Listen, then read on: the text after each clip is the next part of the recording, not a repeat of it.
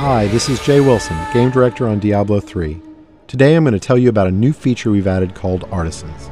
Artisans are special NPCs who help the player in his fight against Diablo by lending their skills as craftsmen. This is a concept of the blacksmith, the first artisan you'll encounter in Diablo 3. You don't start the game with access to artisans. You discover them on your journey through Sanctuary. The loyalty of these craftsmen is not given freely, it has to be earned. When you encounter them in the game, you'll have to gain their trust and loyalty by being the hero that we all know you are. Once you've gained their trust, they will follow you throughout your adventures, aiding you any way that they can.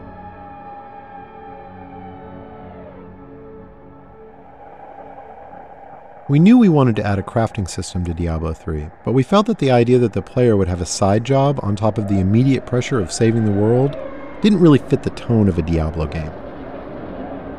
We also didn't want the player to have to spend a ton of time banging on an anvil when they should be out killing things. So instead, artisans will do the crafting for you.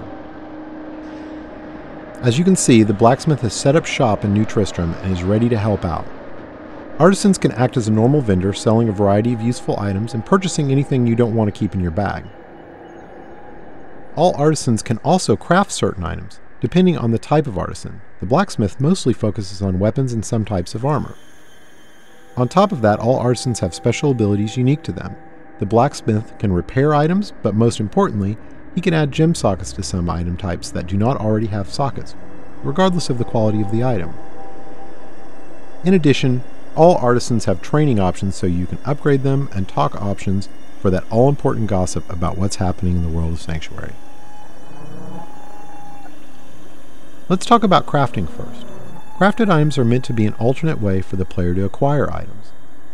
Artisans learn recipes for items as they level up, but some of the best recipes are found in the game world as drops off of monsters. Once an artisan has learned a recipe, he can craft it as long as you provide the materials and some gold to cover his expenses. In keeping with Diablo tradition, we didn't want a crafting system that produced completely predictable items, so most items your artisan creates will have a series of set and random properties. Here we see a few items that have some set, but mostly random properties. These could be good for any class depending on what properties they produce.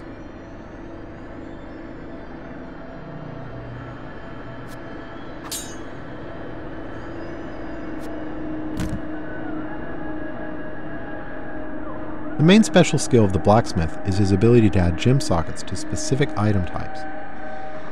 This is regardless of quality of the item, so a rare or legendary weapon could have sockets added to it. This allows gems to be used to a much greater degree in Diablo 3 than the previous games.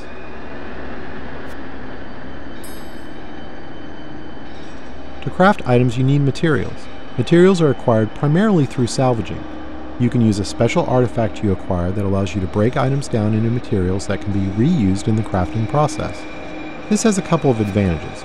Less trips to the vendor to sell items because you can easily break them down while you're adventuring, and any items you don't need you can recycle in the hopes that they can be turned into something better. Artisans can be improved over time. The artisan does this by using crafting materials you provide him to train and practice. As you can see, once you've acquired the right materials, the upgrade process is quick. The goal here is to put the time investment into acquiring the materials you need through fighting monsters, not have you spend tons of time in town with your vendor. One of the great things about artisans is that they are visualized in the world. As you can see, now that the blacksmith has leveled up, the look of his shop is improved. Here's an example of how much a single artisan can improve throughout the game with this fully upgraded blacksmith. Once you're done dealing with your artisan, you're free to take your newly acquired fat loot and return to monster fighting and rainbow viewing.